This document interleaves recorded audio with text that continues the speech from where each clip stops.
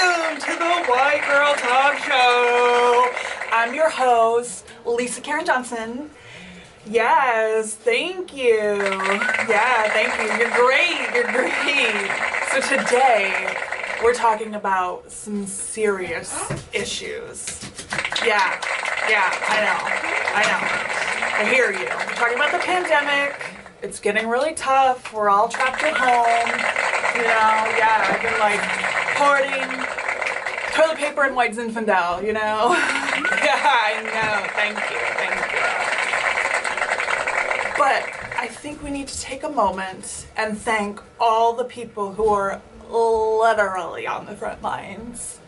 You know, like, let's hear it for first responders. Yeah, nurses, doctors, police, firemen. Yeah, all right, yes. Thank you. Okay, so today on our show, we're talking about graduating during a pandemic. What's it like to have to celebrate your achievements at home? And what does the future look like for some of these students? Some questions these people will be asking themselves, no doubt. But I will be asking them very soon. So I'd like to welcome our guest, a white girl from Maine who is graduating with her Master's of Fine Arts, Ayla Ireland. Woo!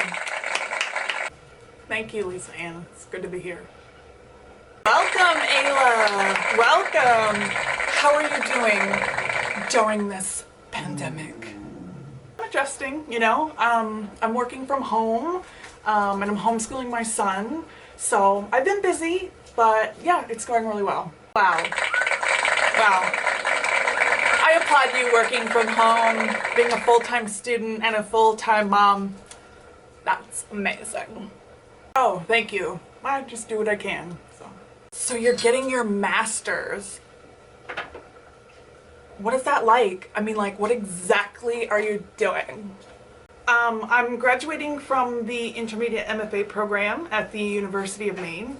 The program has an artistic component that combines with theory and concept and, you know, making the final product or project rich with research and deep meaning. Incredible! Oh my God! Can you tell me more? Tell me more about your program. I mean, like, what are some major takeaways from the intermediate program?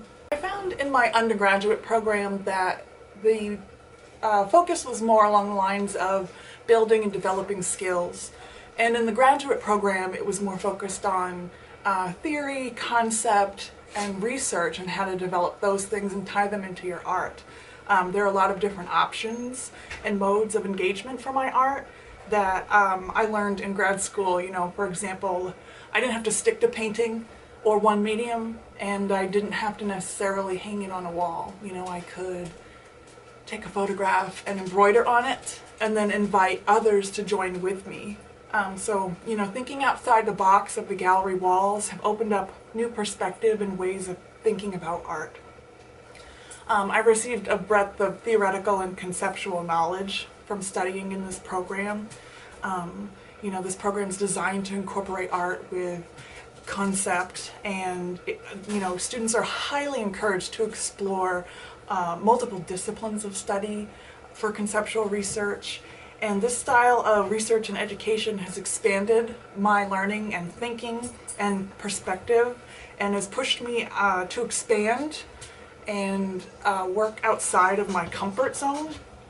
And the program and faculty have been so encouraging, and you know, they want you to try things that you're interested in and pursue that and experiment and play.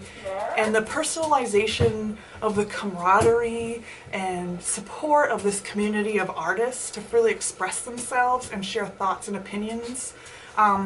It's truly a place of growth if you allow it to be. Desiang. Thank you. Wow. So, you said research earlier. What in general is your research focus?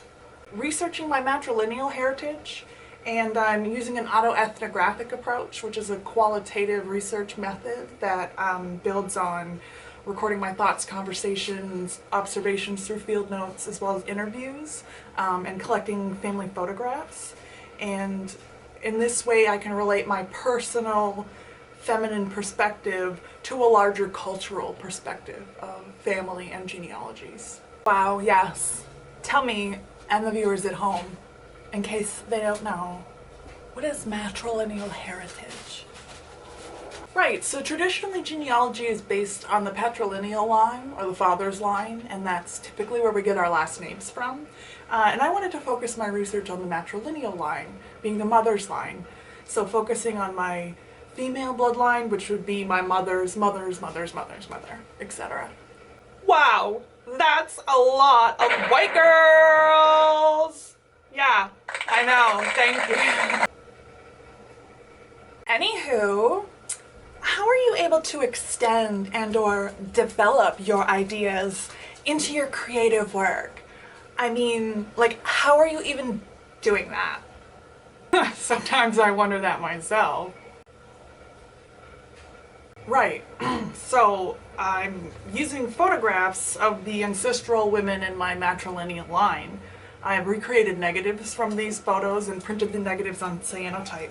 The cyanotype process shares its origins with early analog photography technology, which attracts me because it centers around the time period of the earliest photograph of one of my great-grandmothers that I was able to find sort of right around the invention of photography.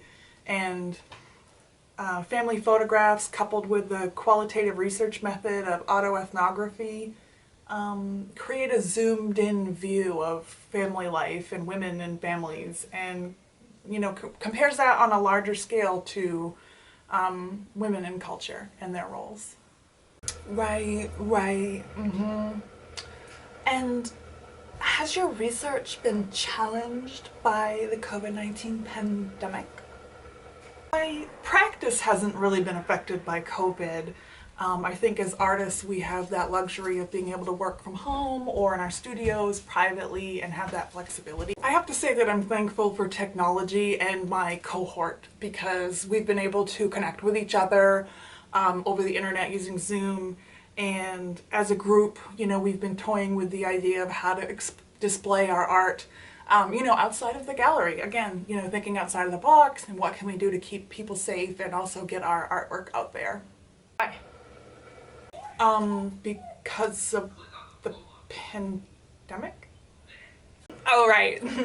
So, like, what advice can you give to, like, future students who are working on their theses? Theses. Huh? Theses. You said theses. Never mind. The advice I have... Yeah, the advice I have would be to listen to what others have to say, even if you don't like it or it doesn't fit your current ideas, because you never know what the future holds for your work, and their words might fit in better later. Also network. A group of artists and or artist community is necessary for growth in your work, no matter where you end up. Wow, great advice. Thank you so much for being here, Ayla. Best of luck to you in your future endeavors. Okay, up next, are you paying too much for avocado toast? When we come back, I will let you know.